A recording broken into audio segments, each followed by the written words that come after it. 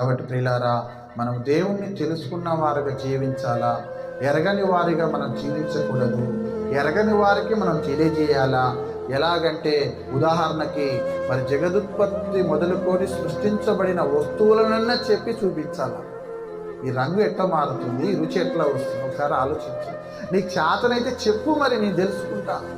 ఇందులో దేవుడి శక్తి ఉందా లేదా, ఈ దేవుడు చేత సృష్టించబడిన వస్తువులా కాదా చెప్పు. మరి ఎవరు సృష్టించారో చెప్పు. నువ్వు చేసావా, నువ్వు మారుస్తున్నావా, నువ్వు ఇస్తున్నావా ఆ పులుపు, ఆ తీయదనం, ఆ కమ్మదనం, ఆ అందము, ఆ రంగు, ఇంతేనా కాదు? కాబట్టి ప్రియులారా, మరి దేవుణ్ణి తెలుసుకునుట ఎలా అంటే చాలా సులభంగా మనకి ఆ మార్గాన్ని కష్టపడకుండా తెలియజేశారు. ఆ ఆలోచన చేయమంటున్నారు. ఆలోచన చేయక జీవించేవారు అనేకులు ఉన్నారు. మనం అందరం కూడా మరి తెలుసుకున్నాము. తెలుసుకోలేని వారికి ఇది మార్గం అని చూపెట్టాలా. క్రీస్తు ప్రభు, నేనే మార్గము సత్యము జీవమునై ఉన్నాను, నా ద్వారా తప్ప తండ్రి యొద్దకు ఎవరు చేరలేరు. కాబట్టి ఆ దేవదేవుణ్ణి ఆయన బయలుపరిచాడు. ఆయన ద్వారానే మనం పరలోక రాజ్యం, ఆ నిత్య జీవానికి వారసులు అవుతున్నాం.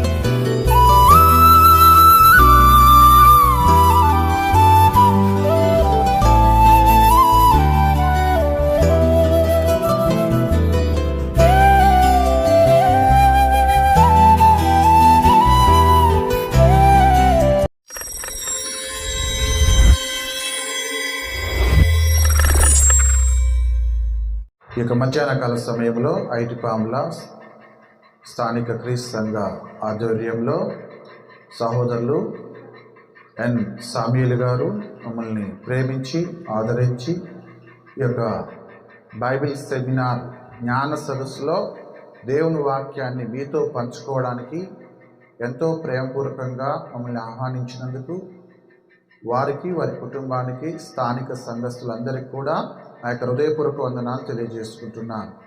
అలాగే ఈ చక్కని వాతావరణం, అవకాశాన్ని ఇచ్చిన తండ్రి అయిన దేవునికి ప్రభు అయిన యేసుక్రీస్తు ద్వారా కృతజ్ఞతాస్తుతులు చెల్లించుకుంటున్నాను. ఇప్పటివరకు పాటల ద్వారా దేవుని నామాన్ని స్తుతించి కనపరిచిన ప్రియమైన దేవుని బిడ్డలందరికీ నా యొక్క హృదయపూర్వక వందనాలు తెలియజేసుకుంటున్నాను. ప్రత్యేకంగా సామ్యూల్ గారి కుమారులు ఇద్దరు, ఏం పేరు బాబు? ప్రశాంత్, ఎనోష్ ఒక కొత్త పాట పాడారు. కఠినమైనదే కానీ చాలా అద్భుతంగా పాడారు. అంటే ఆ దైవికంగా ఒక పాట ఎలా పాడాలనేది మరి చాలా చక్కగా పాడారు. నేను అబ్జర్వేషన్ చేశాను. ఇద్దరి యొక్క స్వరాలు కూడా ఏకీభవించినాయి అన్నమాట. ఒకరు వెనక, ఒకరు ముందు కాకుండా. అంటే అది ఒక ఆనందము, అలాగా అందరూ ఉండాలనే ఒక ఆశ నాకు ఆశ్చర్యం వేసింది. వారు పాడిన పాటను బట్టి నేను చాలా సంతోషించాను. మరి ఈ సమయంలో పరిశుద్ధ గ్రంథం నుంచి దేవుని వాక్యాన్ని ధ్యానించుకుందాము. అపోస్తులైన పౌలు గారు రోమీలకు రాసిన పత్రిక 1వ అధ్యాయము 18వ వచనం నుంచి 23వ వచనం వరకు వాక్యాన్ని చదువుకుందాం. అపోస్తులైన పౌలు గారు రోమీలకు రాసిన పత్రిక 1వ అధ్యాయము 18వ వచనం నుంచి చదువుచున్నాను. దుర్నీతి చేత సత్యమును అడ్డగించు మనుషుల యొక్క సమస్త భక్తిహీనత మీదను దుర్నీతి మీదను దేవుని కోపము పరలోకము నుండి బయలుపరచబడుచున్నది. ఎందుకనగా దేవుని గూర్చి తెలియశక్యమైనదేదో అది వారి మధ్య విషదమై ఉన్నది. దేవుడు అది వారికి విషదపరచను. ఆయన అదృశ్య లక్షణములు అనగా ఆయన నిత్యశక్తియు దేవత్వమును జగదుత్పత్తి మొదలుకొని సృష్టింపబడిన వస్తువులను ఆలోచించటం వలన తేటపడుచున్నవి కనుక వారు నిరత్తరులై ఉన్నారు.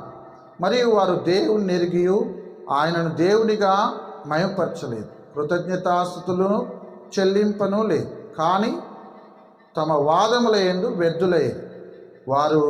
వారి అవివేక హృదయము అంధకారమాయను, తాము జ్ఞానులమని చెప్పుకొనుచు బుద్ధిహీనులయ్యారు. వారు అక్షయుడగు దేవుని మహిమను క్షేమగు మనుషుల యొక్కయు పక్షుల యొక్కయు చతుష్పాద జంతువుల యొక్కయు పురుగుల యొక్కయు ప్రతిమా స్వరూపముగా మార్చిరి. ప్రార్థన. ప్రేమగల తండ్రి పరిశుద్ధుడా, మీకు స్తోత్రాలు చెల్లించుకుంటున్నాం. ఇప్పటివరకు పాటల ద్వారా మీకు నామాన్ని స్తుతించి గణపరిచిన మీ ప్రియబిడ్డలందరిని బట్టి మీకు స్తోత్రాలు చెల్లించుకుంటున్నాం. ఈ యొక్క బైబిల్ సెమినార్ ఐటిపాండ్ల గ్రామంలో ఆయన మరి జ్ఞాన సదస్సు వేదికగా మీకు వాక్యాన్ని ధ్యానించుటకు మాకు ఇచ్చిన గొప్ప సమయాన్ని బట్టి మీకు స్తోత్రాలు చెల్లించుకుంటున్నాం. చదవబడిన వాక్య భాగం నుండి కొద్ది నిమిషాలు మేము ధ్యానించనేయుండగా వినుచున్న ప్రతి ఒక్కరికి కావలసిన జ్ఞానాన్ని, వివేకాన్ని, ఆలోచన దయచేస్తారని, ఇక వాక్యాన్ని విత్తబోచు నన్ను ఆత్మజ్ఞానంతో నడిపిస్తారని, ఇక పాపముల అపరాధములు మన్నించగలరని క్రీస్తు నామంలో ఈ ప్రార్థన అడిగి వేడుకొంచున్నాం తండ్రి, ఆమేన్. యూట్యూబ్లో చెప్పిన ప్రకారము దేవుణ్ణి తెలుసుకొనుట ఎలా. ఇక్కడ చదవబడిన వాక్య భాగంలో 19వ వచనంలో, ఎందుకనగా దేవుని గూర్చి తెలియశక్యమైనదేదో అది వారి మధ్య విషదమై ఉన్నది.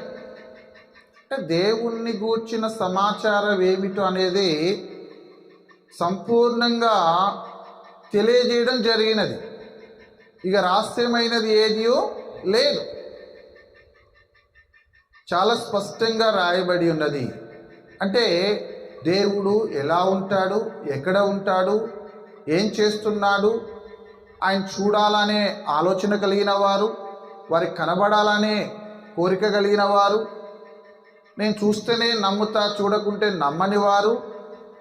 అయితే దేవుడు ఎలా కనపడతాడు, ఆయన ఎలాగా ప్రత్యక్షమవుతాడు అంటే ఇక్కడ ఎందుకనగా దేవుని గూర్చి తెలియశక్యమైనదేదో అది వారి మధ్య విషదమై ఉన్నది. దేవుడు అది వారికి విషదపరిచెను. అంటే reveal, God has been revealed about him. అతని గురించి అంటే దేవుని గురించి, ఆయన గురించి సర్వమానవాళికి ఆయన బయలుపరిచింది. ఉదాహరణకి మరి ఒకవేళ నేను ఆయన చూడాలా అనుకుంటే ఆయన ఎవరికి కనపడేవాడు కాదు, అది సాధ్యపడేది కాదు. ఎందుకంటే అపోస్తలుడైన పౌలు గారు తిమోతికి రాసిన మొదటి పత్రిక 6వ అధ్యాయము 15వ వచనంలో ఈ విధంగా రాయబడి ఉన్నది. ఇప్పటికైనా ఎవరైనా నేను దేవుని చూశాను, చూస్తాను, చూస్తున్నాను అనుకునే వారికి మరి సరైన సమాధానం ఇక్కడ ఉన్నది. కాబట్టి చూడండి, 15వ వచనము 6వ అధ్యాయము, తిమోతికి రాసిన మొదటి పత్రిక 6వ అధ్యాయము 15వ వచనం. శ్రీమంతుడును అద్వితీయుడునగు సర్వాధిపతి, ఆయన యొక్క గుణలక్షణాలు, శక్తివంతమైన లక్షణాలు. శ్రీమంతుడును అంటే గొప్పవాడు, గొప్ప మనసున్నవాడు, క్షమించే మనసున్నవాడు, ప్రేమించే మనసున్నవాడు, ఆపదల్లో, కష్టాల్లో, దుఃఖాల్లో, కన్నీల్లో ఉన్నవారిని వారి మొర ఆలకించేవాడు. ఇశ్రాయేల్ ప్రజలు ఐగుప్తులో కన్నీటి మొర దేవుడు విన్నట్టుగా రాయబడి ఉన్నది. వారి యొక్క నిట్టూర్పు, వారి యొక్క మొర ఆయన ఆలకించినట్లుగా మనం జ్ఞాపకం చేసుకుంటున్నాం.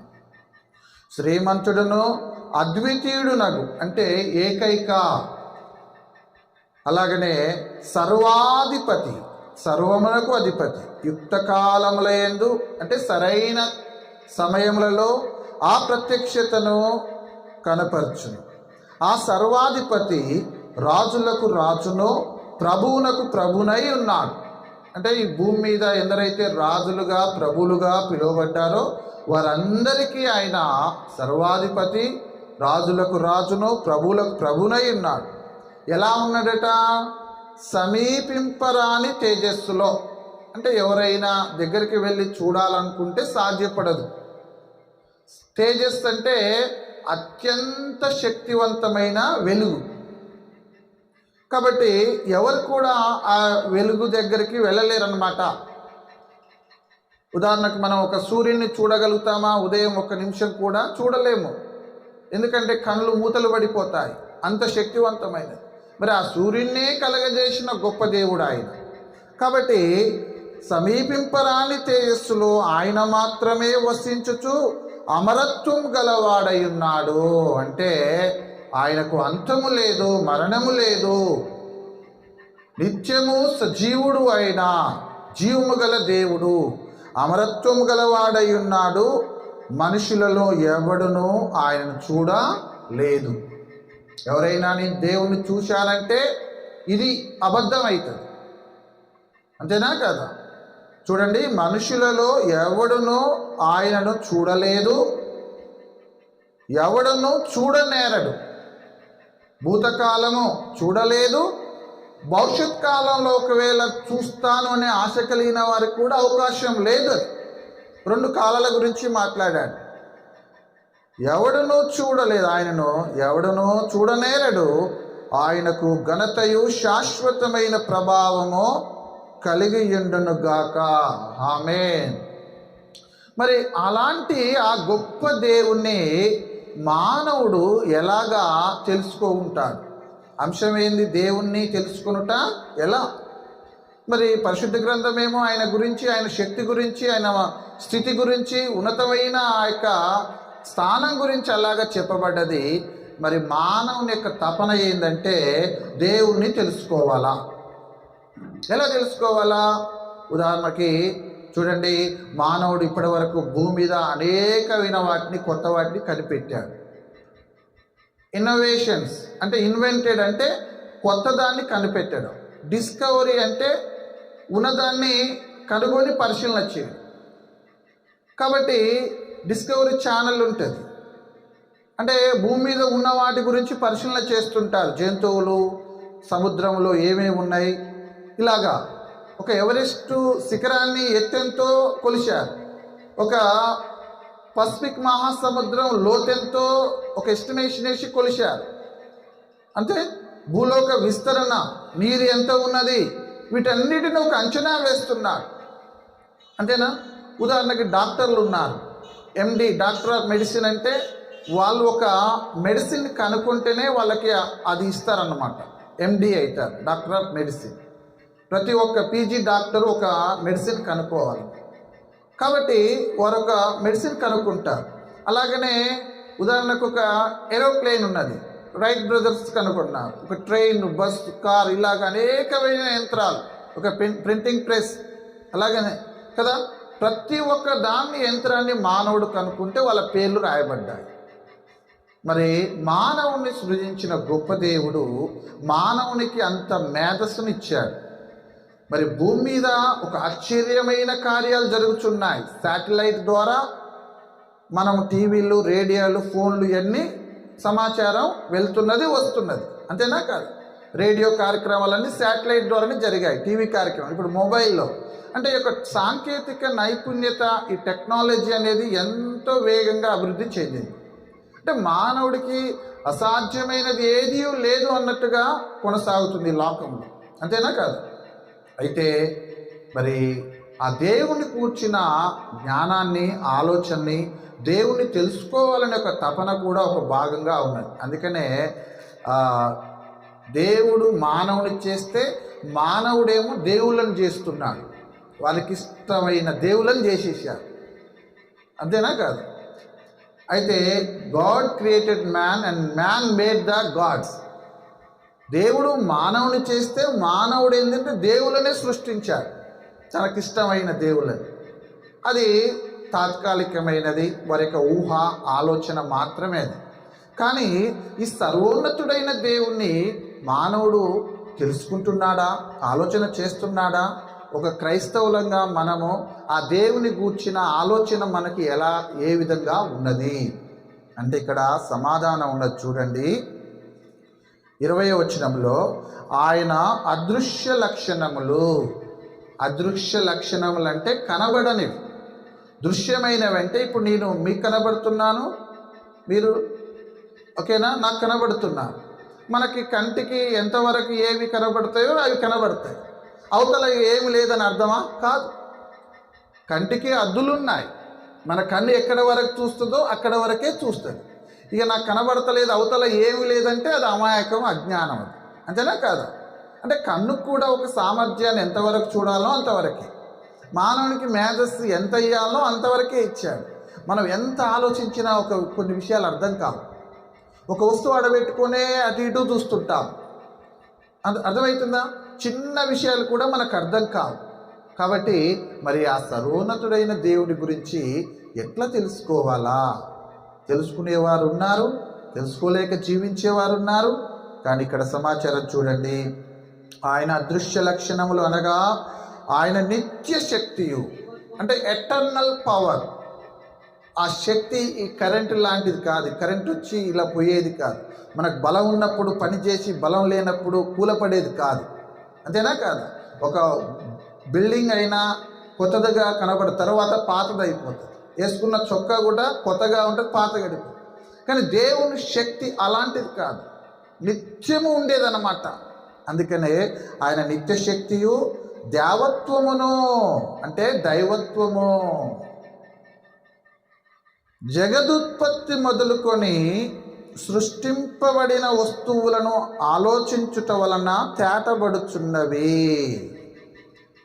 జగదుత్పత్తి మొదలుకొని అంటే ఆది కాండంలో 1:1 ఆది యందు దేవుడు భూమి ఆకాశములను సృజించెను. అర్థమైందా? అలాగ ఎలా సృజించాడో అనేక 1వ రోజు, 2వ రోజు, 3వ రోజు, 4వ రోజు, 5వ రోజు, 6వ రోజు, 7వ రోజుని ఏం చేశాడు అనే సమాచారం అంతా ఉన్నది. అంటే సకల సృష్టి అంతా 6 దినాలలో ఉన్నది. 7వ దినాన్ని విశ్రమించినట్లుగా రాయబడ్డది. పరిశుద్ధ దినంగా అక్కడ ఇశ్రాయేళ్ళకి జరగబోయే కార్యాల గురించి చెప్పడానికి దేవుడు ఒక క్రమానుసారంగా సృష్టిని చేశాడు. అందులో సూర్యచంద్రులు ఉన్నవి, భూమి ఆకాశంలో ఉన్నాయి, జలాలున్నాయి, వృక్షాలున్నాయి, పక్షులున్నాయి, జంతువులున్నాయి, మానవుడు కూడా ఉన్నాడు. దేవుడు తన పోలిక చొప్పున మనము నరులను చేయుదుమని చెప్పబడి. కాబట్టి మరి మనం కూడా ఒక భాగమే. అందులో సమస్తాన్ని సృష్టించాడు. ఆ కాలం నుండి మరి యేసు ప్రభు ఈ లోకానికి వచ్చే వరకు కూడా ఆ దేవుని గురించి తెలియకుండానే జీవించేవారు అనేకులు ఉన్నారు. యేసు ప్రభు 33.5 సంవత్సరాలు ఇక్కడ భూమి మీద ఉండి ఆయన సువార్త ప్రకటించి పరలోక రాజ్య మర్మాలు బయలుపరిచి ఆయన మరణించి సమాధి చేయబడి పునరుద్ధారణ అయిన తర్వాత మరి పౌలు గారి ద్వారా ఈ మర్మాలు మరలా బయలుపరచబడ్డాయి. ఈ పౌలు గారు ఏం చెప్తున్నారంటే, జగదుత్పత్తి మొదలుకొని సృష్టింపబడిన వస్తువులను ఆలోచించుట వలన తేటబడుచున్నవి. ఒక వస్తువుని గురించి ఆలోచించండి. ఏం వస్తువులు ఉన్నాయి? ఉదాహరణకి కూరగాయలు ఉన్నాయి, పండ్లు ఉన్నాయి, అంతేనా? ఈ కూరగాయలు పచ్చిమిరపకాయ కానీ టమాటా కానీ పచ్చటి రంగుతోటి ఉంటాయి. అవి పండు బారేసరికే వాటికి ఎరుపు రంగు వస్తుంది. ఈ రంగు ఎక్కడి నుంచి కలుగుతున్నది ఎప్పుడైనా ఆలోచించారా? ఆ రంగు మనం వేస్తే అది అద్దుతుందా? ఒక్కొక్క కాయగూర ఒక్కొక్క రంగు ఉన్నది, ఒక్కొక్క రుచి ఉన్నది, అంతేనా కాదా? మరి వీటన్నిటికీ రంగులు ఎలాగ మారుతున్నాయి? సృష్టింపబడిన వస్తువులను ఆలోచించుట వలన. ఓ మానవుడా, ఎప్పుడైనా దేవుడు కలగజేసిన వాటిని ఆలోచించావా? ఇవి బాలే కూరగాయలు, అవి బాలే అంటాం. మనం మంచి మంచి ఏరుకుంటాం, చూడడానికి బాగున్నాయి కానీ పురుగులు ఉన్నాయి, రుచి లేదు, పసి లేదు అంటాం, అంతేనా కాదు? అయితే ఒకసారి కూరగాయలు చూస్తే అలాగున్నాయి. ఫలాలను చూస్తే వేసవి కాలంలో మామిడి పండు మొదట అది ఆకుపచ్చ రంగుగా ఉంటుంది, పసుపు. అరటిపండు ఆకుపచ్చ నుంచి పసుపచ్చకి వెళ్తుంది. జామ పండు, ఇలాగా ద్రాక్ష పండ్లు, ఒక్కొక్క పండు ఒక్కొక్క రుచిని, ఒక రంగుని కలిగి ఉన్నాయి. ఈ రుచులని, ఈ రంగులని ఎవరు కలగజేస్తున్నారు? వాటికి అంతటా అంత శక్తి ఉందా? సృష్టింపబడిన వస్తువులను ఆలోచించుట వలన తేటబడుచుందంటున్నాడు. మంచి పండ్లు కొనిచ్చారు, యాపిల్స్ అని మురుస్తాము, అంతేనా కాదా? ద్రాక్షలు, గ్రేప్స్, ఇవి తిను అవి తిను అని చెప్తుంటాము. మట్టిలో పండేవి చాలా శ్రేష్టమైనవి ఉన్నవి. క్యారెట్, బీట్రూట్, ఉల్లిగడ్డ, చెనక్కాయలు, ఇవన్నీ మట్టిలో నుంచి మనం కడుక్కొని తింటుంటాము. ఏమండి, మామిడి పండు ఒక రుచి, జామ పండు ఒక రుచి, ద్రాక్షలు ఒక రుచి, అరటి పండు ఒక రుచి. ఈ రుచులన్నీ ఎలా కలగజేస్తున్నాడు దేవుడు వాటికి? ఈ రంగులు ఎలా కలగజేస్తున్నాడు? ఎంత లోతైన మర్మం కదా దేవుడు పెట్టినది. ఈ ఆలోచన ఎవరైనా చేస్తున్నారా మానవుడు? అలాగనే చూడండి, ఈ నేలలో నీరు ఉంటుంది, ఒక చోట మంచి నీరు వస్తుంది, ఒక చోట ఉప్పు నీరు ఉంటుంది, ఇంకో చోట చప్పగా ఉంటుంది. ఈ నీళ్లు బాలేమంటామో. ఈ నేలలో బంగారం, ఎండి, ఇత్తడి, ఇనుము, అన్ని సకలాన్ని ఇందులోనే ఉంచాడు. సున్నపు రాయి, బొగ్గును, ప్రతి ఒక్క ఖనిజాన్ని ఉంచాడు ఇందులో. చివరిగా ఈ మట్టి నిండే మనము చేయబడ్డాము. కాబట్టి దేవుడు సృష్టించిన వస్తువులను ఆలోచించటం వలన ఎవరైనా ఆలోచిస్తున్నారా? ఆలోచించటం లేదు. మా తోటలో మంచిగా పండాయి అంటారు, మా ఇంట్లో బాగా పెరిగాయి అంటారు, తాజా కూరగాయలు, తాజా పండ్లు అంటుంటారు. కానీ అవి పండ్లు కొన్ని పుల్లగా ఉంటాయి, కొన్ని చేదుగా ఉంటాయి, కొన్ని తీయగా ఉంటాయి, కొన్ని కమ్మగా ఉంటాయి. ఎక్కడి రుచులు, ఎక్కడి రంగులు? ఈ సృష్టించబడిన వస్తువుల గురించి మానవుడు ఆలోచించటం లేదు. అది అలాగ ఆలోచిస్తే దేవుని యొక్క జ్ఞానము, దేవుని యొక్క మర్మాన్ని మనము తెలుసుకుంటాము. అందుకని ఇక్కడ స్పష్టంగా రాయబడ్డ చూడండి, జగదుత్పత్తి మొదలుకొని సృష్టింపబడిన వస్తువులను ఆలోచించుట వలన తేటబడుచున్నవి గనక వారు నిరతులై ఉన్నారంటే జవాబు లేని వారై ఉన్నారు. దేవుణ్ణి తెలుసుకోవాలంటే దేవుడు కనిపించడు. ఆయన ఎవరు సమీపింపరాని తేజస్సులో అమరత్వం గలవాడై ఆయన ఉన్నాడు. ఆయనను ఎవరు చూడలేదు, చూడనేరడు. ఆయన గురించి తెలుసుకోవాలంటే వస్తువులను, తినే వస్తువులను, వాడుకునే వస్తువులను, ఈ గాలి ఎక్కడి నుంచి వస్తుందో మనకు తెలియదు. తెలుసా? యేసుప్రభు చెప్పాడు, ఈ గాలి ఎక్కడి నుంచి వస్తుందో తెలియదు. కానీ ఆ గాలి లేకుంటే మన శ్వాస ఆగిపోతుంది. నీరు లేకుంటే మనం చనిపోతాము. అంటే ఈ పంచభూతాలని దేవుడు సృష్టించాడు. సముద్రాలకు అద్దులు వేశాడు. నది ఎక్కడో ఒక బుడగ లెక్క నీరు ఆరంభమై వేల కిలోమీటర్లు ప్రయాణం చేస్తుంది. ఎన్ని ఆనకట్టలు కట్టినా అవి తెంపుకొని చివరిగా సముద్రంలోకి వెళుతుంది. ఈ పర్వతాలు, అడవి, పువ్వులు సొలొమోను వైభవాన్ని ఒక్క నిమిషంలో తేలగొట్టేసింది. అంటే పనికి రాదు అని చెప్పాడు యేసుప్రభు. ఆయన గొప్ప వైభవాన్ని దేంతో పోల్చాడంటే ఒక గడ్డి పువ్వుతో పోల్చాడు. గడ్డి పువ్వు ఎంత అందం గలదు! పువ్వుల విషయంలో చూస్తే రకరకాల రంగులు, వాసనలు. ఏమంటే మల్లెపువ్వుకు అంత తెలుపు ఉంటుంది, వాసన ఉంటుంది. ఆ వాసన మరొక పువ్వుకు రాదది. వస్తుందా? మల్లె పువ్వు వాసన ఇంకొక పువ్వుకు ఉండదా? లేదు. అంత క్రమంగా పెట్టాడో చూడండి దేవుడు. సృష్టించబడిన వస్తువులను ఆలోచించాలా. ఆకాశంలో నక్షత్రాలు ఉన్నాయి, సూర్యచంద్రులు ఉన్నాయి. వీటన్నిటి గురించి ఆలోచించటం లేదు. మానవుడు కనుగొన్న వాటి గురించే చరిత్రలో పేర్లు రాసుకుంటున్నారు. ఇది ఆయన కనుగొన్నాడు, ఇది ఈయన కనుగొన్నాడు. పెన్సిల్ని, బల్బుని, ఇక్కడ కార్ని, రకరకాల యంత్రాలని వాళ్ళ పేర్లు రాసుకుంటున్నారు. కాబట్టి కవులు వాళ్ళ పేర్లు గొప్పగా చెప్పుకుంటున్నారు, కవిత్వాలు రాసి. రవి చూడని చోట కవి చూసిండని, అంటే సూర్యుడు చూడని చోట కవి చూసినని గొప్పతనాన్ని చెప్పుకుంటున్నాడు. అర్థమవుతుందా? సృష్టిని చూసి కవి గర్వపడుతున్నాడు. పుస్తకాలు రాసే ఉన్నారు, డాక్టర్లు ఉన్నారు, రకరకాల వాళ్ళు ఉన్నారు. కానీ చూడండి, దేవుని యొక్క శక్తిని తెలుసుకోవాలంటే ఆ సృష్టింపబడిన వస్తువుల్ని ధ్యానం చేయాలా. ఒకసారి చూడండి, మరి ఆయనకు అదృశ్య లక్షణములు ఎలాగున్నాయంటే ప్రతి వస్తువులో ఆ దేవుని యొక్క శక్తి, మహిమ కనపడుతుంది. అంతేనా కాదు? ఒరి పచ్చగా ఉంటుంది, ఎరుపుగా అవుతుంది. ఆ రంగు ఎవరు మారుస్తున్నారు? ఎవరైనా ఆలోచిస్తున్నారా ఈ లోకంలో? కాబట్టి ప్రియులారా చూడండి ఒకసారి, మరి కీర్తన గ్రంథము 33వ అధ్యాయము 13వ వచనం. దేవుడు ఇంకా ఏం చేస్తున్నాడయ్యా అంటే ఆయన ఆలోచన ఎలాగున్నది ఒకసారి చూడండి. కీర్తనల గ్రంథము 33వ అధ్యాయము 13 నుంచి 15 వచనం వరకు. ఎక్కడి నుంచి కనిపెడుచుండట? ఆకాశములో నుండి కనిపెట్టుచున్నాడు. చదవండి ఇంకా. ఆయన నరులందరినీ దృష్టించుచున్నాడు.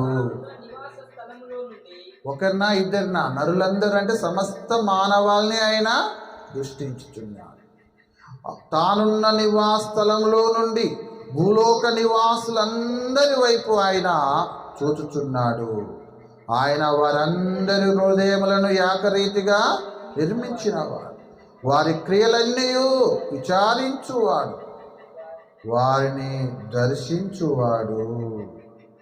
అంటే సర్వోన్నతుడైన దేవుడు అందరినీ కనిపెడుతున్నాడు, ఎవరు ఎలాగా జీవిస్తున్నారు. కానీ మానవుడు దేవుని గురించి ఆలోచన చేయటం లేదు. దేవత్వం లేని వాటి గురించి ఆలోచిస్తున్నాడు కానీ నిజమైన దేవత్వం గురించి, ఆయన శక్తి గురించి, ఆయన యొక్క మహిమను గురించి ఆలోచించటము చేయటం. కానీ కీర్తనకారుడు ఏం చెప్పాడు? ఆ యెహోవా ఆకాశములో నుండి కనిపెట్టుచున్నాడు, ఆయన నరులందరినీ దృష్టించుచున్నాడు. ఇంకొక చోట ఏం చెప్తున్నాడంటే చూడండి, కీర్తనల గ్రంథము 19వ అధ్యాయము 1 నుండి 6వ వచనం వరకు. కీర్తనల గ్రంథము 19వ అధ్యాయము. ఆకాశములు మానవుడు వివరించలేకపోయినా కానీ సృష్టి వివరిస్తుందట. ఆకాశంలో ఇంద్రధనుసు కలిగితే అద్భుతం అంటారు.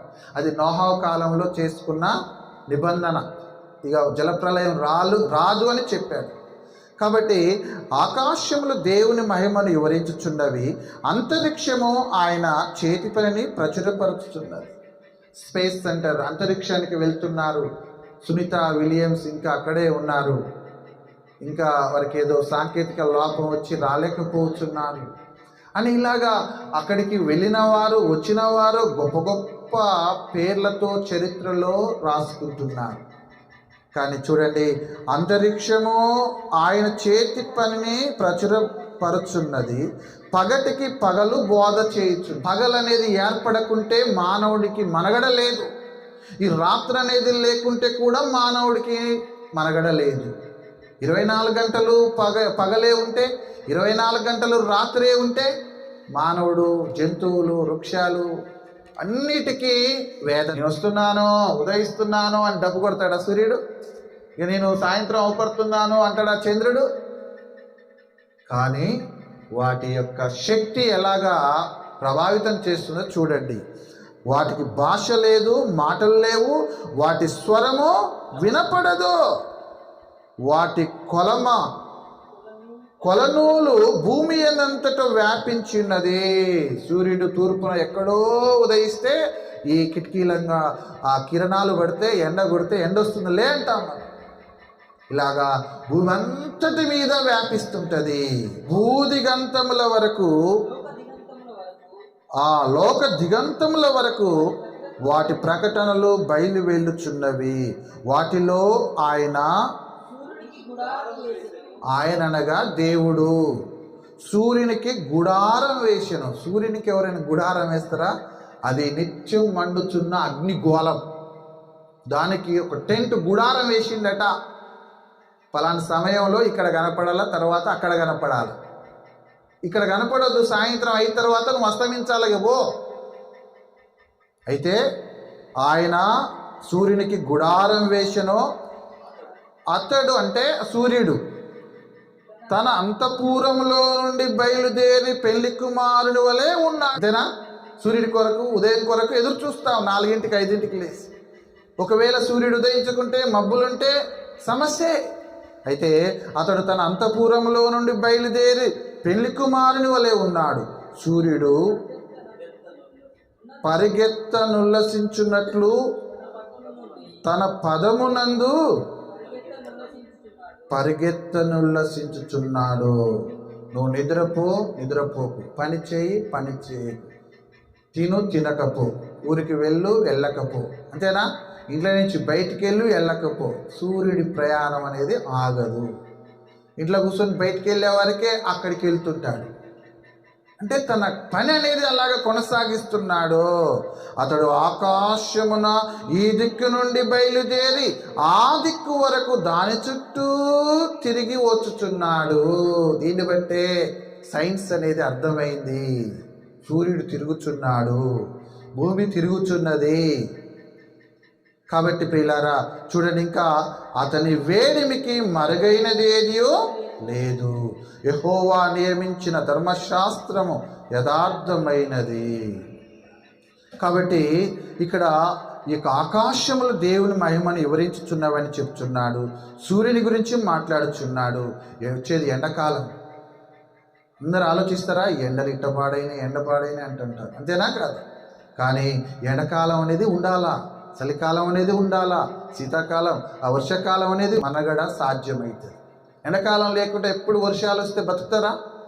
వర్షాకాలంలో ఎక్కువైతేనే చచ్చిపోతుంటారు. ఎండలు మే నెలనే బాగా కొడతాయి, అంతకుమించి ఇంకా 3-4 నెలలు కొడితే భూమి మీద ఎవరైనా బతుకుతారా? చలికాలం ఒక 3 నెలలు ఉంటుంది, 4 నెలలు, అది 2 నెలల 1 నెలనే బాగా విపరీతంగా అలజడి చేస్తుంది. అటనే మొత్తం 6 నెలలు ఉంటే బతుకుతారు. అపోస్తుల కార్యంలో ఈ విధంగా పౌలు గారు చెప్తున్నాడు. అపోస్తుల కార్యములు 17వ అధ్యాయము 20వ వచనం నుంచి, మరి ఆ దేవుణ్ణి ఒకవేళ తెలుసుకుంటారేమో అని ఇక్కడ రాయబడి ఉన్నది. దేవుని మహిమను ఆకాశములు వివరించినప్పటికీ మానవుడు తెలుసుకోలేకపోతున్న 4వ వచనం చదవండి. జగత్తును అందలి సమస్తమును నిర్మించిన దేవుడు తానే ఆకాశమును భూమికిని ప్రభు అయినందున హస్తకృతములైన ఆలయంలో నివసింపడు. అంటే మానవుని యొక్క ఆలోచన ఏంటంటే, దేవుడు నేను కట్టిన గుడిలో ఉండాలా. హస్తం అంటే చెయ్యి, కృతం అంటే పని. ఇప్పుడు కట్టబడినవన్నీ అవే కదా. కానీ దేవుడు అట నివసింపడట. అది అర్థం చేసుకుంటున్నా మానవుడు? అర్థం కావట్లే. నేను కట్టిన దేవుడు గుడి, రోజుకు ఒక గుడి కడుతున్నారు దేశం మీద, ఎక్కడ పోయినా కడుతూనే ఉంటున్నారు. కానీ దేవుని వాక్యం ఏం చెప్తుందంటే, ఆయన హస్తకృత ఆలయంలో నివసింపడు. తర్వాత 26వ వచనం చూడండి. మరియు యావత్ భూమి మీద కాపురం ఉండుటకు ఆయన ఒకరి నుండి ప్రతి జాతి మనుషులను సృష్టించి, వారు ఒకవేళ దేవుణ్ణి తడువులాడి కనుగొందురేమో అని. అంటే దేవుడి యొక్క ఆలోచన ఏంది? ఆయన గురించి తెలుసుకోవాలని, అంతేనా కాదు? అందుకనే ప్రతి జాతిలో దేవుని నమ్ముకున్న వారు ఉన్నారు, యేసు ప్రభును ఎరిగిన వారు. అగ్ర కులాల నుంచి అణగారిన కులాల వరకు యేసు ప్రభుని ప్రకటిస్తున్నారు, అంతేనా కాదు? ప్రతి దాంట్లో యేసు ప్రభు నమ్ముకున్న వారు ఉన్నారు. ఈ భూమి మీద కులాలు మతాలు అనేవి ఉన్నాయి, కానీ మతాల నుంచి కులాల నుంచి యేసు ప్రభుని ఎరిగిన వారు ఉన్నారు. అందుకనే ముందుగానే రాయబడ్డది ఇక్కడ, యావత్ భూమి మీద కాపురం ఉండుటకు ఆయన ఒకరి నుండి ప్రతి జాతి మనుషులను సృష్టించి, వారు ఒకవేళ దేవుణ్ణి తడువులాడి కనుగొందురేమో అని తను వెతుకు నిమిత్తము నిర్ణయ కాలమును వారి నివాసస్థలం యొక్క పొలిమేలను ఏర్పరచెను. ఆయన మనలో ఎవనికి దూరముగా ఉండువాడు కాదు. మనుషులే దేవునికి దూరంగా ఉంటున్నారు, కానీ దేవుడైతే ఎప్పుడూ దగ్గరగా ఉండాలనుకుంటున్నాడు. ఆయన గురించి తెలుసుకోవాలని ఎదురు చూస్తున్నాడు. మనం ఆయన ఎందుకు బ్రతుకుచున్నాము, చెల్లించుచున్నాము, ఉనికి, అంతేనా కాదు? అంటే తినేవి భూమి నుండి, జీవించడానికి గాలి, వెలుతురు, నీరు, అంతేనా కాదు?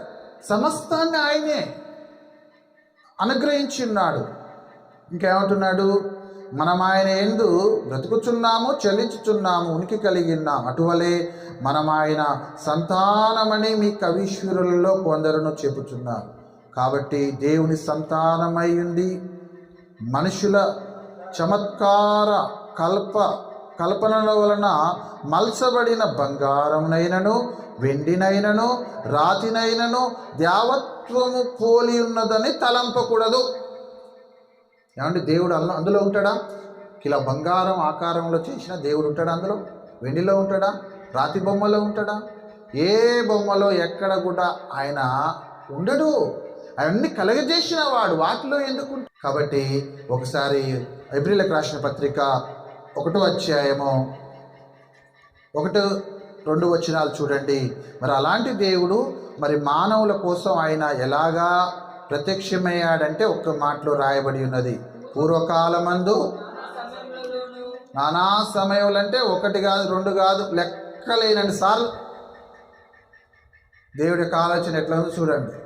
నానా సమయముల్లోనూ నానా విధములుగాను ప్రవక్తల ద్వారా మన పితరులతో మాట్లాడిన దేవుడు. మన దేవుడు ఎలాంటి వాడట? మాట్లాడే దేవుడు. ఎవరి ద్వారా మాట్లాడిండు? ప్రవక్తలతో మాట్లాడిండు, పితరులతో మాట్లాడిండు. ఈ దినముల అంతమందు కుమారుని ద్వారా మనతో మాట్లాడాడు. కానీ మానవుడు ఆ దేవుణ్ణి తెలుసుకోలేకపోతున్నాడు. కాబట్టి దేవుడేమో ఎప్పుడు ఆయన అందరికీ అందుబాటులో దగ్గరగా అందరూ నన్ను తెలుసుకోవాలా. మరి ఎలా తెలుసుకున్నారంటే స్వప్నమందు, అంటే కలలు, అలాగనే దర్శనములయ్యింది. పాత నిబంధనలో దేవుడు ఎలాగ ప్రత్యక్షమయ్యాడు? కలలు, డ్రీమ్స్ అన్నది. దర్శనం అంటే విజన్, అంటే అబ్రహాముని దర్శించాడు, అంతేనా కాదు? ప్రవక్తలతో మాట్లాడాడు, ఇర్మియాతో మాట్లాడాడు, ప్రత్యక్షమయ్యానన్నాడు. ఇలాగా నానా సమయంలో నానా విధాలుగా మరి వారితో మాట్లాడి తన ప్రజల కోసం అనేకమైన ఆలోచనలను, జ్ఞానాన్ని మరి బయలుపరిస్తే వారు వినలేకపోయారు. కాబట్టి ఇప్పటికీ ఇంకా దేవుడు ఎలా ఉన్నాడు, ఎక్కడ ఉన్నాడంటే వారికాడ అసలు జవాబు లేదు. సమస్తాన్ని విశదపరిచాడు, బయలుపరిచాడు. కావాలంటే మీరు సృష్టించబడిన వస్తువులు ఎప్పటి నుంచి అంటే జగత్తు ఉత్పత్తి మొదలుకొని సృష్టించబడిన వస్తువులను ఆలోచన చేయండి అయ్యా, ఇక నా గురించి అంతకుమించింది ఏం కావాలా అని చెప్పాడు. కాబట్టి మరి అన్యజనులు దేవుణ్ణి ఎరగనటి వారు ఉన్నారు. చూడండి, రోమీలకు రాసిన పత్రిక 1వ అధ్యాయము 28వ వచనం. అపోస్తలుడైన పౌలు గారు రోమీలకు రాసిన పత్రిక 1వ అధ్యాయము 28వ వచనం. మరియు వారు తమ మనసులో దేవునికి చోటియనొల్లకపోయిరి. ఇప్పుడు కూడా ఇస్తున్నారా? ఇస్తలేరు, అంతేనా కాదు? ఆనాడు జరిగిన విషయాన్ని పౌలు గారు చెప్పాడు. మరియు వారు తమ మనసులో దేవునికి చోటియనొల్లకపోయిరి గనక చేరాని కార్యములు చేయుటకు దేవుడు భ్రష్ట మనసుకు వారికి అప్పగించెను. అటివారు సమస్తమైన దుర్నీతి చేతను, దుష్టత్వం చేతను, లోభం చేతను, ఈర్ష్య చేతను నిండుకొని మత్సరము, నరహత్య, కలహము, కపటము, వైరమును వారితో నిండిన వారై. అంటే ఈ లోకం అంతా దేవుని తెలుసుకునే వాళ్ళంతా ఇదే కదా ఉండేది. ఇప్పటికి జరిగే నరహత్యలే కదా, ఈర్ష్యలు, పగలు, హత్యలు ఇవే కదా. కాబట్టి ఇంకా ఏమంటుందంటే ఒండ్రగాండుగాను, అపవాదకులను, దేవదేశులను, హింసకులను, అహంకారులను, బింకములడు వారును, చెడ్డవాటిని కల్పించువారును, తల్లిదండ్రులను, కవిదేయులను, అవివేకులను, మాట తప్పువారును, అనురాగరహితులను, నిర్దయులైరి అంటే దయలేని వారై ఇటు కార్యములు అభ్యసించువారు మరణమునకు తగిన వారు దేవుని న్యాయ విధిని వారు బాగుగా ఎరిగిండియు. దేవుడు ఉన్నాడు అనేది ఎరిగి ఉన్నారు, కానీ వెంబడిస్తలేదు. వాటిని చేయుచున్నారు. ఇది మాత్రమే కాక వాటిని అభ్యసించు వారితో సంతోషంగా సమ్మతిస్తున్నారు. అంటే తప్పు చేసే వారితో ఏకీభవిస్తున్నారు. అయితే మరి ఈ రోమ పట్టణాన్ని పౌలు గారు దర్శించినప్పుడు అక్కడ ఏం కనపడ్డదంటే అదే 1వ అధ్యాయము చూడండి 21వ వచనంలో, మరియు వారు దేవుణ్ణి ఎరిగియు ఆయనను దేవునిగా మహిమపరచలేదు. కలెక్టర్ వస్తున్నాడు, ఎమ్మెల్యే వస్తున్నాడంటే రాణి ఎవరు అంటారా? ఎవరన్నా అంటారా? దిగ్గున లేచి అందరూ జమ కూర్చుంటారు, అంతేనా? ముఖ్యమంత్రి వస్తున్నాడు, అంతేనా కాదు? మరి దేవుణ్ణి ఎరిగియు ఆయనని మహిమపరచలేదంటే ఎంత భయంకరమైన పాపం అది. ఈ విషయం క్రైస్తవులకు సంబంధించి దేవుణ్ణి ఎరిగి కూడా ఆయన సరిగా ఆరాధించటం లేదు, మహిమపరచటం లేదు, ఆయన ఆజ్ఞలు గైకొనటం లేదు. కాగా ఏమైందట? ఏమైనరు? కృతజ్ఞతాస్తుతులు చెల్లింపడం లేదు, కానీ తమ వాదముల యందు వ్యర్థులైనవి. అనేక విషయాల్లో వాదనలు జరుగుతున్నాయి. నేనంటే నువ్వు, నేనే గొప్ప అని అనుకుంటున్నారు, అంతే కదా వాదనలు. అలాగనే ఇంకా వారి అవివేక హృదయము అంధకారమాయ, తాము జ్ఞానులమని చెప్పుకొనొచ్చు బుద్ధిహీనులై వారు అక్షయుడగు దేవుని మహిమను, అక్షయత అంటే జీవము గలది, క్షయమంటే నశించిపోయేది. పాడైపోయేది. క్షేమగు మనుషుల యొక్కయు పక్షుల యొక్కయు, ఫస్ట్ మనిషి ఆకారంలో దేవుని చేశాడు, తర్వాత పక్షి ఆకారంలో చేశారు, తర్వాత ఏ ఆకారంలో చేసిరట? చతుష్పాద జంతువుల అంటే 4 కాళ్ళ జంతువుల రూపంలో చేశారు. చివరికి పురుగుల రూపంలో కూడా దేవుని ప్రతిమా స్వరూపంగా మార్చేశారు. అంతేనా కదా? ప్రతి దాంట్లో దేవుడు ఉన్నాడు అన్నారు. మరి దేవుడికి ఎంత రోషం కలగాల, ఎంత కోపం ఉండాలా? ఆయన దేవత్వాన్ని, ఆయన మహిమను, ఆయన శక్తిని ఆయన సృష్టించిన వాటిలో ఉన్నదని వెతికితే, ఒక రాతిలో, ఒక వెండిలో, బంగారములో ఉన్నదంటే అసలు ఆయన ఎవరు సమీపింపరాని తేజస్సులో ఆయన ఒక్కడే ఉన్నాడు. ఆయనను ఎవరు చూడలేదు, ఎవరు చూడ నేరరు. ఆయన గురించి తెలుసుకోవాలంటే వస్తువుల గురించి ఆలోచించండి. వాటి రంగులు, రుచులు, వాసనలు, వాటి యొక్క అందాలు, వారి యొక్క చిత్రీకరణ అంతా వాటి గురించి ఆలోచన చేయండి అన్నప్పుడు వారందరూ కూడా నిరుత్తరులై ఉన్నారు.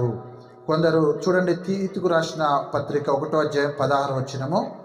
అపోస్తలుడైన పౌలు గారు తీతుకు రాసిన పత్రిక 1వ అధ్యాయం 16వ వచనం.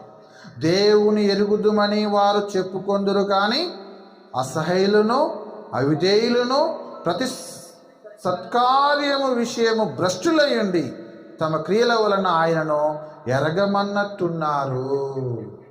ఇదొక వర్గం అన్నమాట. తెలుసుకున్నాం అంటారు కానీ దేవునికి ఇష్టలుగా బ్రతకరు. చాలా భయంకరమైన స్థితిలో ఉన్నారు. అలాగనే మరి సత్యము గూర్చిన అనుభవ జ్ఞానము కలిగి ఉండాలంటున్నారు. తిమోతికి రాసిన మొదటి పత్రిక 2వ అధ్యాయము 4వ వచనం చూడండి. తిమోతికి రాసిన మొదటి పత్రిక 2వ అధ్యాయము 4వ వచనం. ఆయన మనుషులందరూ రక్షణ పొంది, అంటే రక్షణ ఎలా పొందుతారో దేవుని తెలుసుకుంటేనే కదా పొందేది. దేవుని తెలుసుకోకుండా రక్షణ పొందుతారా? పొందలేదు. యేసుక్రీస్తు ద్వారానేగా రక్షణ. కాబట్టి ఆయన మనుషులందరూ రక్షణ పొంది సత్యమును గూర్చిన అనుభవ జ్ఞానము గలవారై ఉండవాలని ఇచ్చేయించుచున్నాడు. సత్యం గురించిన అనుభవ జ్ఞానం ఏడున్నది? అసలు జ్ఞానమే లేదు. అనుభవ జ్ఞానం ఏం చేస్తున్నది? దేవుని గురించిన సంపూర్ణమైన జ్ఞానములు ఉంటేనే, చాలా కాలం జీవిస్తేనే అది అనుభవ జ్ఞానం అవుతుంది. అసలు దేవుని తెలుసుకునే జ్ఞానమే లేదు. కాబట్టి మరి దేవుణ్ణి తెలుసుకోకుండా జీవించే వారికి ఏం రాయబడి ఉన్నదంటే, తెస్సలోనికీయులకు రాసిన మొదటి పత్రిక, తెస్సలోనికీయులకు రాసిన 2వ పత్రిక 1వ అధ్యాయము 6 నుంచి 10 వరకు రాయబడ్డది. చూడండి, 2వ పత్రిక 1వ అధ్యాయము 6వ వచనం చదువుతున్నాను. ప్రభువైన యేసు తన ప్రభావమును కనుపర్చు దూతలతో కూడా పరలోకం నుండి అగ్ని జ్వాలలలో ప్రత్యక్షమై దేవుని ఎరగని వారికిని, అర్థమవుతుందా? తెలుసుకోకుండా ఇంకా జీవించే వారు ఉన్నారు కదా. దేవుని ఎరగని వారికిని, మన ప్రభువైన యేసు సువార్తకు లోబడని వారికిని ప్రతిదండన చేయనప్పుడు మిమ్మను శ్రమపరచు వారికి శ్రమయు, శ్రమ పొందుచున్న మీకు మాతో కూడా విశ్రాంతియు అనుగ్రహించుట దేవునికి న్యాయమే. అంటే నమ్ముకున్న వారికి శ్రమలు, కొన్ని కష్టాలు, బాధలు ఉంటాయి. కానీ అసలు నమ్మని వారికి ఒక ప్రతిదండన ఉన్నది. కాబట్టి ఆ విషయాన్ని ఇక్కడ తెలియజేస్తున్నాడు. చివరిగా మరి ఫిలిప్పీయులకు రాసిన పత్రిక చూడండి, 3వ అధ్యాయము 17-20 వచనాలు. అపోస్తలుడైన పౌలు గారు ఫిలిప్పీయులకు రాసిన పత్రిక 3వ అధ్యాయము 17వ వచనం చూడండి. సహోదరులారా, పౌలు గారు చెప్తున్నారు, మేము మీకు మాదిరి అయిన ప్రకారం నడుచుకుని వారికి గురిపెట్టి చూడండి. అనేకులు క్రీస్తు శిలువకు శత్రువులుగా నడుచుకొనుచున్నారు. వీరిని గూర్చి మీతో అనేక పర్యాయములు చెప్పి ఇప్పుడును ఏడ్చుతూ చెబుతున్నాను. అంటే మారటం లేదు వాళ్ళు, కాబట్టి వాళ్ళ గురించి ఏడ్చూ చెప్పాడు. అయితే నాశనమే వారి అంతము. చివరి ముగింపు ఏందట? నాశనమే వారి అంతం. వారి కడుపే వారి దేవుడు. ఒకవేళ దేవుడు ఉన్నాడంటే కడుపు నిండాలి. కడుపు ఎండితే దేవుడు లేడు. కడుపు నిండితేనే దేవుడు ఉన్నట్టు. అంటే కడుపు కోసం బతికేవారు. అర్థమవుతుంది? ఈ లోకం అంతా కూటి కోసం కోటి విద్యలు అన్నారు కదా. ఈ జానడి దానికి అనేక రకాలుగా చేస్తున్నారు. అందుకనే వారి కడిపే తమ దేవుడు, వారు తాము సిగ్గుపడవలసిన సంగతుల యందు అతిశయపడుచున్నారు. దేవుని తెలుసుకోకుండా నాకేంది అన్నీ ఉన్నాయనుకుంటారు కొందరు, ఎరగని వారు. అంతేనా కాదు? ఒక ధనవంతుని చూసి, ఓ ఎర్రివాడ ఈ రాత్రి నీ ప్రాణం అడుగుతున్నానంటే ఏమైపోతుంది నీ సంపాదించుకున్నదంతా అన్నాడు. అంతేనా కాదు? కాబట్టి ఇక్కడ చూడండి, భూ సంబంధమైన వాటి ఎందే మనసుంచున్నారు. మన పౌరస్థితి పరలోకమందున్నది, అక్కడ నుండి ప్రభువైన యేసుక్రీస్తును రక్షకుని నిమిత్తం కనిపెట్టుకొని ఉన్నాము. కాబట్టి ప్రియులారా, మనం దేవుణ్ణి తెలుసుకున్న వారిగా జీవించాలా, ఎరగని వారిగా మనం జీవించకూడదు. ఎరగని వారికి మనం తెలియజేయాలా. ఎలాగంటే ఉదాహరణకి మరి జగదుత్పత్తి మొదలుకొని సృష్టించబడిన వస్తువులనన్నా చెప్పి చూపించాలా. ఈ రంగు ఎట్లా మారుతుంది, ఈ రుచి ఎట్లా వస్తుంది, ఒకసారి ఆలోచించు. నీకు చేతనైతే చెప్పు, మరి నేను తెలుసుకుంటా. ఇందులో దేవుని శక్తి ఉందా లేదా, ఈ దేవుడు చేత సృష్టించబడిన వస్తువులా కాదా చెప్పు. మరి ఎవరు సృష్టించారో చెప్పు. నువ్వు చేసావా? నువ్వు మారుస్తున్నావా? నువ్వు ఇస్తున్నావా? ఆ పులుపు, ఆ తీయదనం, ఆ కమ్మదనం, ఆ అందము, ఆ రంగు, అంతేనా కాదు? కాబట్టి ప్రియులారా, మరి దేవుణ్ణి తెలుసుకొనుట ఎలా అంటే చాలా సులభంగా మనకి ఆ మార్గాన్ని కష్టపడకుండా తెలియజేశాడు. ఆ ఆలోచన చేయమంటున్నారు. ఆలోచన చేయక జీవించేవారు అనేకులు ఉన్నారు. మనం అందరం కూడా మరి తెలుసుకున్నాము. తెలుసుకోలేని వారికి ఇది మార్గం అని చూపెట్టాలా. క్రీస్తు ప్రభు, నేనే మార్గము సత్యము జీవమునై ఉన్నాను, నా ద్వారా తప్ప తండ్రి యొద్దకు ఎవరు చేరలేరు. కాబట్టి ఆ దేవదేవుణ్ణి ఆయన బయలుపరిచాడు. ఆయన ద్వారానే మనం పరలోక రాజ్యం, ఆ నిత్య జీవానికి వారసులు అవుతున్నాం. కాబట్టి మరి ఇప్పటివరకు శ్రద్ధగా ఉన్న మీ అందరికీ నా యొక్క హృదయపూర్వక వందనాలు తెలియజేసుకుంటూ, మరి నేను హెచ్చరించుకుంటూ మీ అందరిని హెచ్చరిస్తూ ఇంతటితో నాకు ఇచ్చిన